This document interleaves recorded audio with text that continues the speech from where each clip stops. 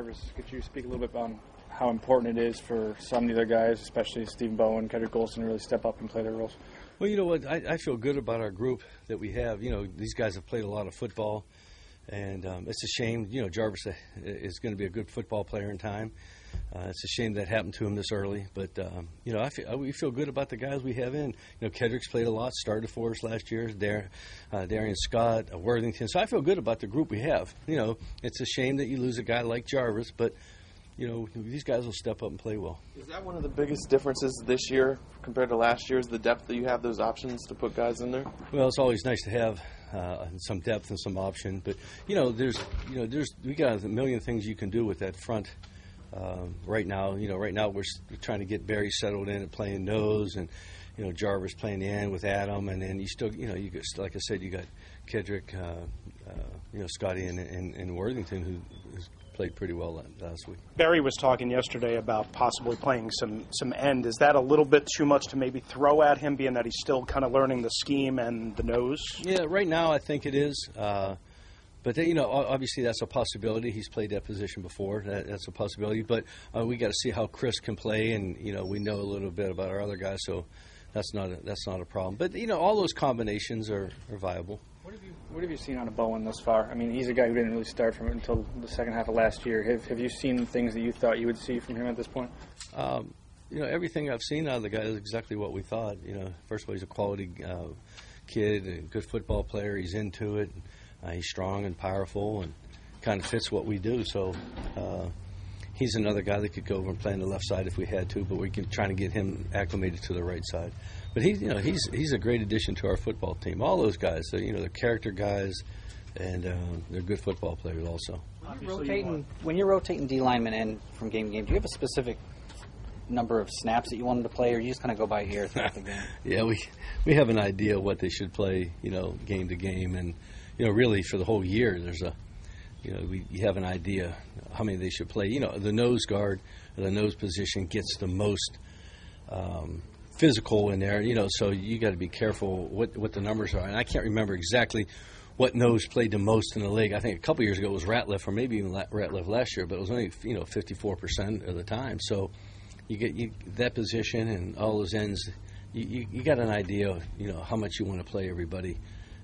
Based on the game. From when you played, rotating and keeping fresh guys along the line? Well, not necessarily. When I played in Buffalo, we ran this defense. We ran the 3-4, and you know, Fred Smerlis was our nose guard. He didn't play on sub. He played first, second time, and he didn't play on sub. It's more and more, some noses like Ratliff and Barry can play sub. There's a lot of guys that can't do it, you know, are really not made for that. So it depends on what kind of body type you have and what kind of person they are, what kind of player they are. I know you're thinking that you're hoping that LeRon will be ready for the season opener. If he's not, are you okay and comfortable with the other guys stepping up behind him? Yeah, you know, that's why Reed's here, and that's why, you know, Chris is here, and we drafted Dijon. So it's a good combination. You know, as a coach, you don't want to answer the question. Yeah, as a coach, you got to work with the guys you have, and we'll try to put them in the right position to be successful. What do you like about Dijon and the way he's progressed over the last 3 preseason games? I can't help you on that one. We're cheering for you, Jim. I think that the big thing on Dijon is, you know, not having an off season kind of set him back, but you know, he does a lot of good things. He can do, you know, he's a good player, and I think in time he'll be okay. But you know, it's just those guys just need time on the turf. This year, I know it's only been 3 games, but when you're calling things, are you seeing things executed more easily, and does it give you more flexibility in what you want to do with this unit? Well, it all depends what group's in. You know, the guys with that your first unit there. Yeah, I think it's a lot smoother. You know, from all aspects. You know, I feel a lot more comfortable calling it because you haven't called it for 10 years, and the guys playing it feel obviously they were in the second year. They feel a lot more comfortable, and you can see how, like Brian just reacts. It's done a lot of thinking going on. And it's kind of funny when you see Ryan and Rack, and you see where Rack was last year and where he is this year and where Ryan is now. So it takes time, obviously, but I think that if you talk to the guys that have been in it a year, they feel much more comfortable with it. Ryan, I'm sorry, go.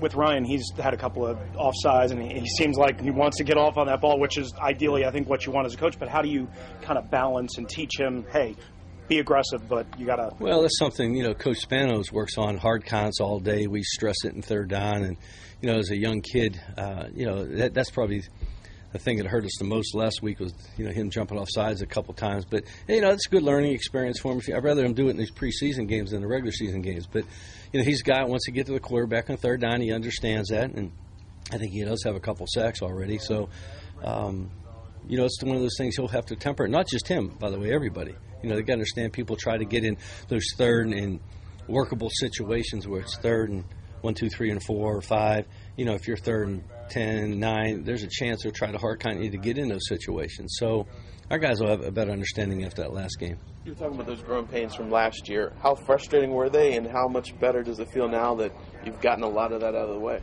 Well, obviously, I think with acquisitions we made and, another year in the belt, we're much further ahead than we were last year at this time.